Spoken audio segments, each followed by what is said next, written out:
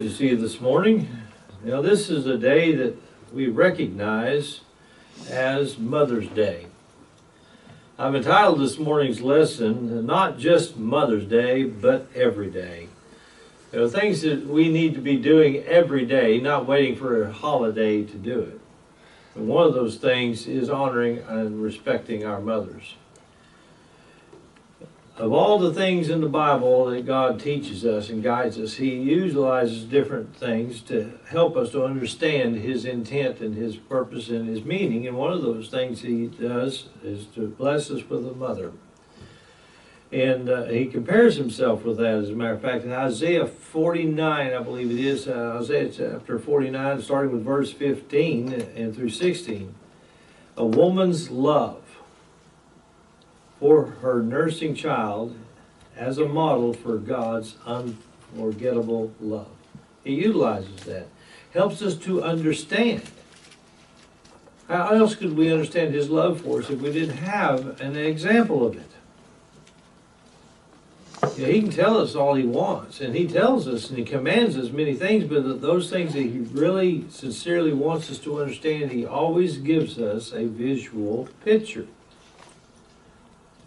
to help us to understand it. In Isaiah chapter 66 and verse 13, it says, as one whom his mother comforts, so I will comfort you. The comfort of a mother, consoling her child, blessing her child in some way, some fashion. God says, as that happens, so will I do that for you, helping us to understand how He cares for us.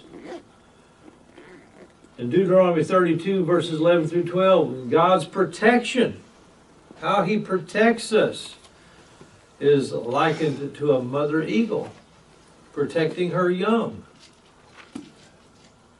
You see what God's doing? He's utilizing an element in our life, a very special one, to help us to understand His love and care for us. In Matthew 23, verse 37, Jesus, desiring to gather His children as a hen gathers her brood.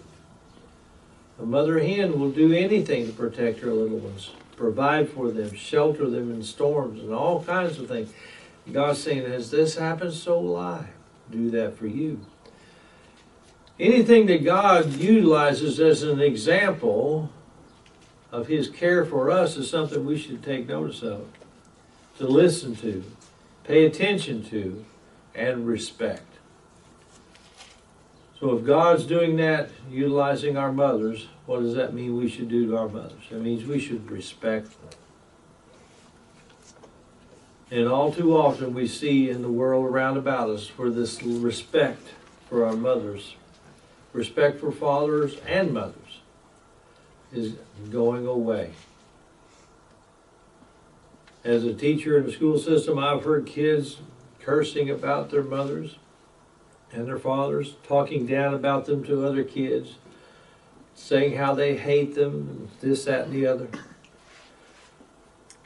When parents try to discipline a child and teach a child, and the child rebels and tells them, you know, I hate you, I don't love you, and all these things. I've seen it. And that's sad, because it should never be that way. But we have allowed society to raise our children. And the respect for the home, respect for the family, is no more. Very few people anymore honor and respect the way that they should. And that's sad, because God has modeled the family in such a way that we are to utilize that family to understand Him and His relationship with us.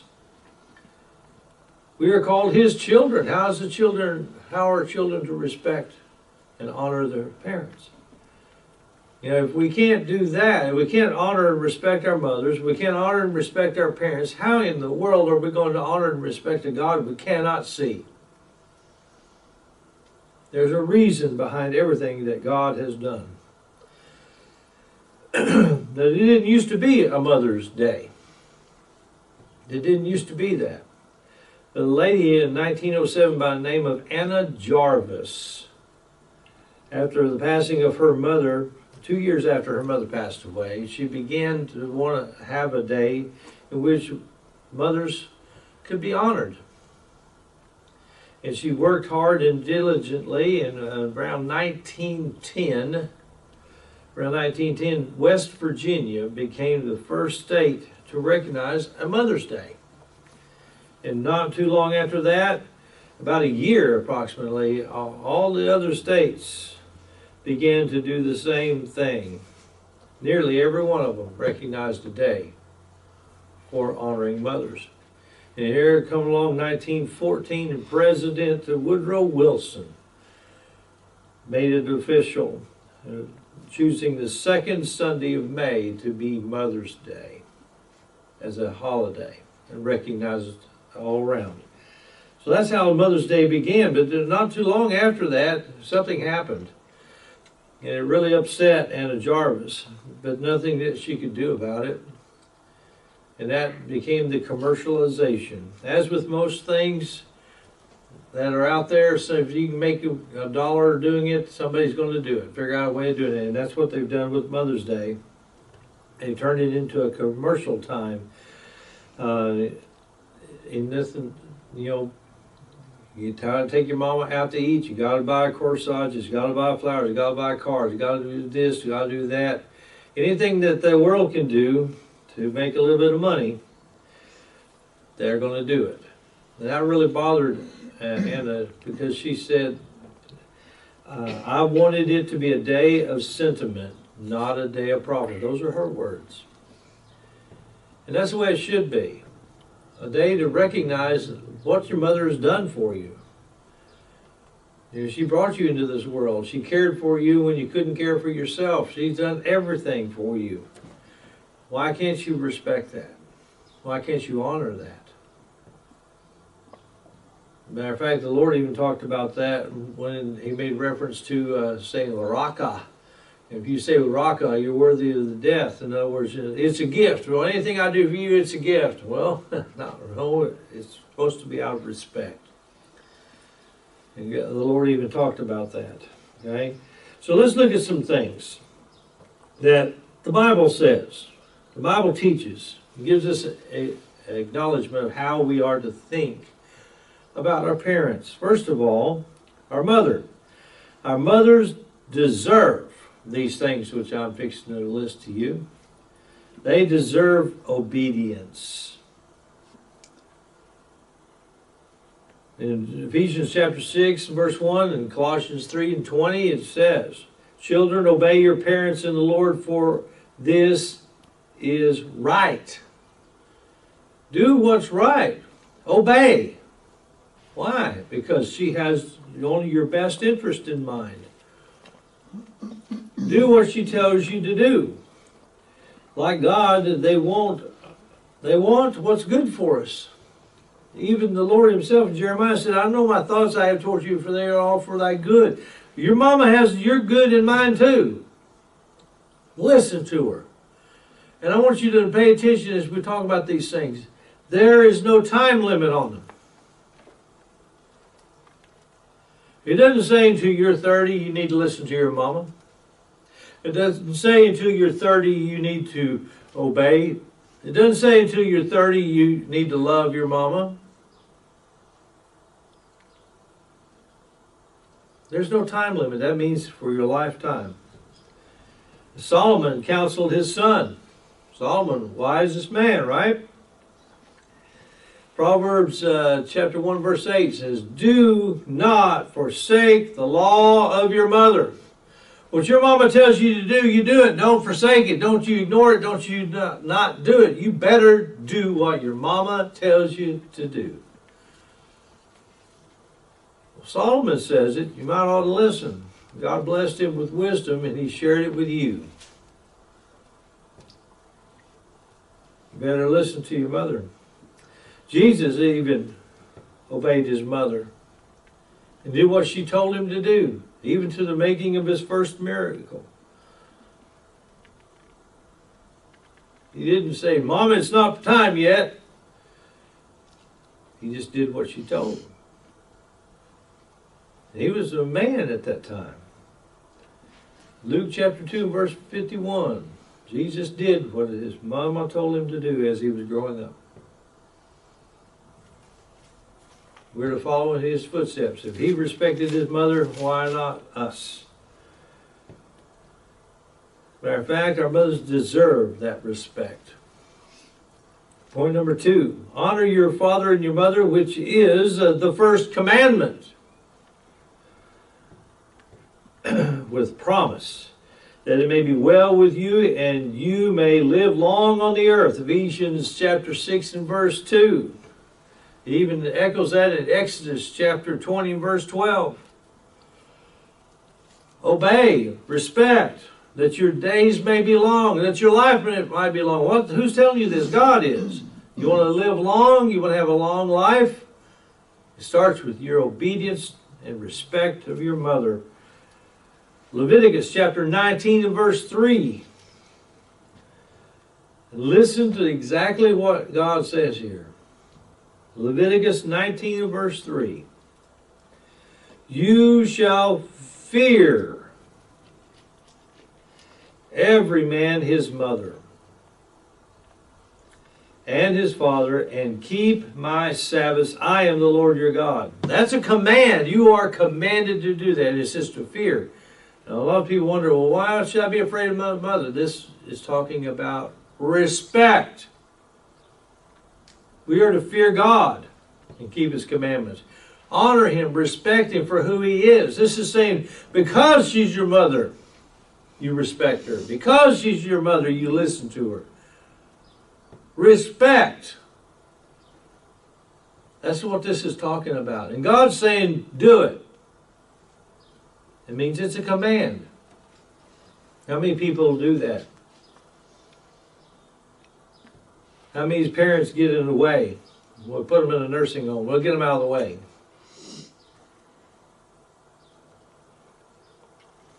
That's not right.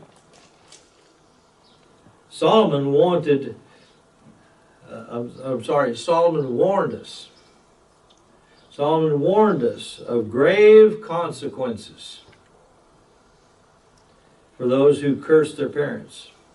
And I've seen this face to face. Proverbs 20 and verse 20. Whoso curses his father or his mother, his lamp shall be put out in obscure darkness. You're banishing yourself from the presence of God. You're casting judgment on yourself. Cursing your mother or your father.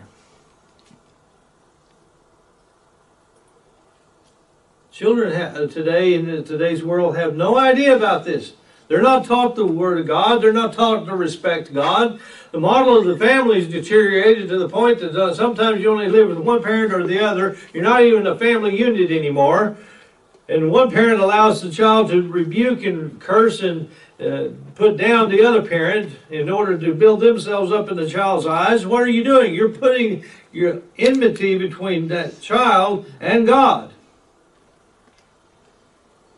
That's a shameful thing to be doing. God is not part of the family anymore like he ought to be. And even Christian children are not respectful of their parents where they're supposed to be. Our mothers deserve our affection. They deserve it. Elisha demonstrated affection that was properly due his parents, if you'll recall. In 1 Kings, I think around chapter 19, and around verse 20, remember, he says, let me kiss my father and my mother. Let me go do that before I follow you. In other words, I need to go say farewell to my mother and father. I need to give them the respect they are due before I come and follow you. He set the standard even then. And then he followed, didn't he? Until he got that mantle, he followed. Proverbs 23 and verse 22 says, hearken unto thy father that begat thee, and despise not thy mother when she is old. Just because she's gotten old doesn't mean you despise her, doesn't mean you ignore her. You are to respect her, honor her, build her up. Too many mothers are being cast aside, cast out of the way. You're in the way. I can't go golfing. I can't go fishing. I can't do this. I can't do that. Because you're always there. You need me, and that's a problem. So we're going along with our throwaway society. Let's just put you in the home. Oh, you'll like it. You can play cards. No, she would rather be with you. She would rather see you, see her grandchildren, be a part of the family instead of being thrown into a nursing home somewhere. Shame on people that do that. They don't realize what they're doing. Proverbs 31 verse 28. Her children arise up and call her blessed. Her husband also, and he praises her. Why? Because she's the mother of his children. She's the keeper of the home. She's the one that spreads love and care and nurturing all through the family. Mothers are very, very important. All too often in modern society, we have people that are trying to say, well, the mothers that stay at home, they're second-class citizens. They don't count anymore. Started having ads and advertising. Used to, they would have an ad that talked about mama staying home. That talked about mama caring for the children and things that she could do to take care of the home. Then they started changing that and making it look bad because they wanted women out into the workforce and women to raise extra income to come into the house. So we can have a dual income house. We can charge more and sell more. We can break down society, break down the home, take God out of the family, and then we've got control of society. And that's what happened. You go back and trace it. You can see it. Women who stay home are not second-class citizens. Women who care for the family are not second-class citizens.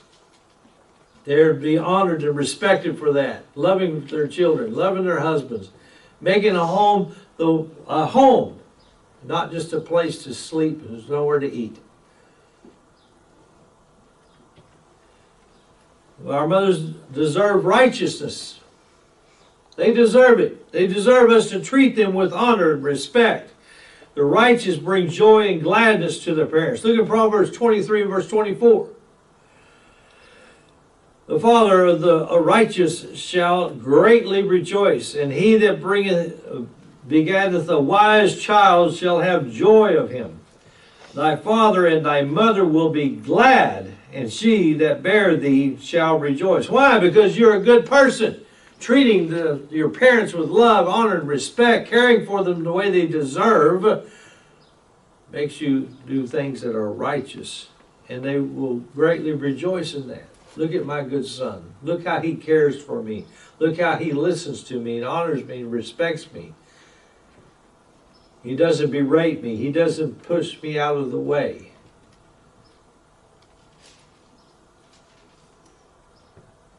More important than any other achievement is that of a righteous character. Your character. Nothing makes a mother prouder than to have a good, righteous son or daughter. Today, true righteousness comes through faithfully following Jesus' example. Romans, what is that, 3:21, 22? We need to be doing that. We need to be following the Lord's example. He honored his mother. He respected her. Even when he was hanging on the cross and his mother was down there looking at him. He looked at the other disciple and said, behold thy mother. And knows, take care of my mama. She's now your mama. Respect her, love her, care for her. Even when he was dying, he considered the security of his mother. Do we exhibit godly traits? That's being righteous. Godly traits means I love, I honor, I respect. Do we do that for our mother? We should be. Do we conduct ourselves in righteousness towards her? We should. Our mothers deserve our care. They deserve it. Parents, especially widowed mothers, deserve our care. Look at what's 1 Timothy chapter 5, I believe it is. 1 Timothy chapter 5, verses 4 and 8 and 16. Well, you can cross-reference that. I believe it's James 1:27.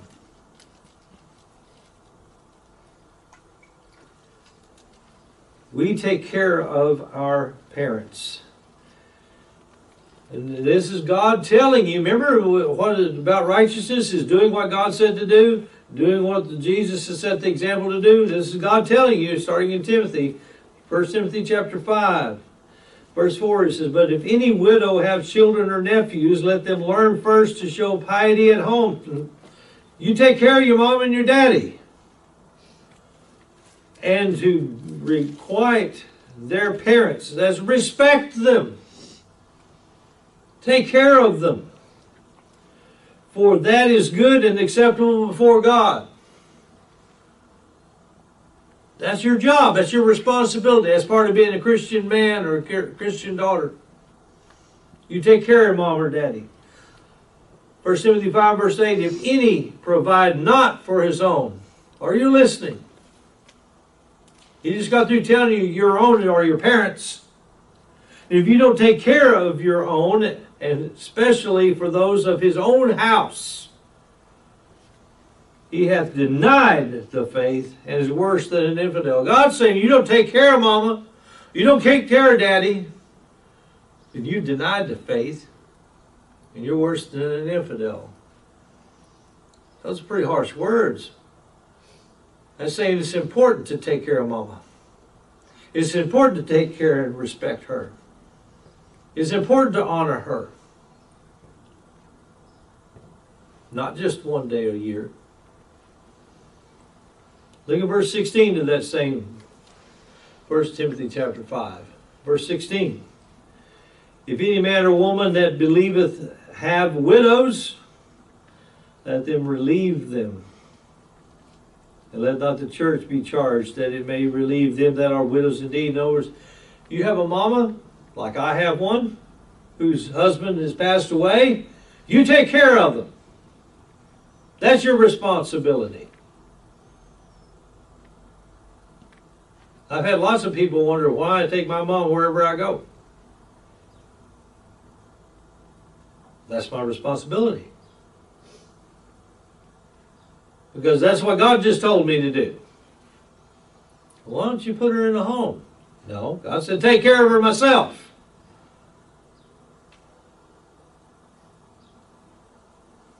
Indeed, children are to be their parents' social security. You are to take care of them. Not stick them in a home somewhere. They deserve the best care we can afford to give them. Some may require professional medical care, and if that's the case, that's understandable.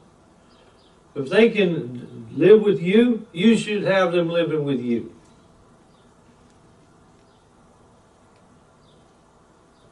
James 1:27.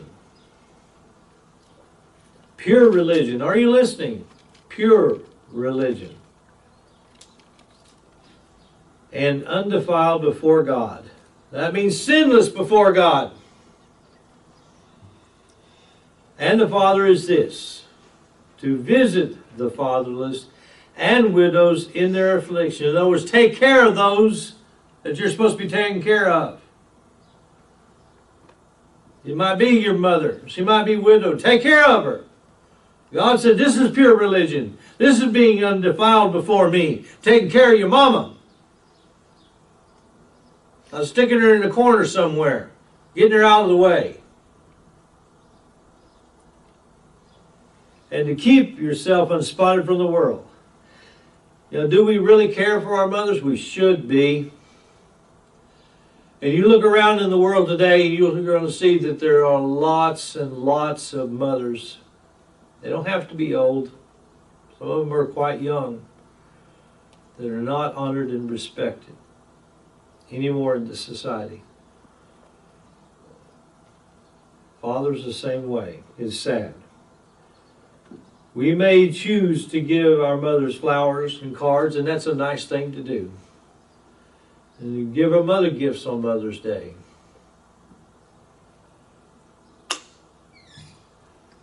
But every day should be like Mother's Day in our respect and our honor of our mothers. We should obey them, should respect them, take care of them in their affliction, whatever it might be, because that's what God expects us to do. If I can't honor and respect my mama here, or my dad if he were still alive, how can I honor and respect a God I can't see? How can I learn to understand what it is to honor and respect if I don't practice it with my own mother? Something to think about, isn't it? So let us take care of our mothers. Let us honor them and respect them the way God expects us to. If you're here this morning and you need to put your Lord on in baptism, or you need the prayers of the church, whatever need you have in Christ, won't you come while together we stand and invite you in song.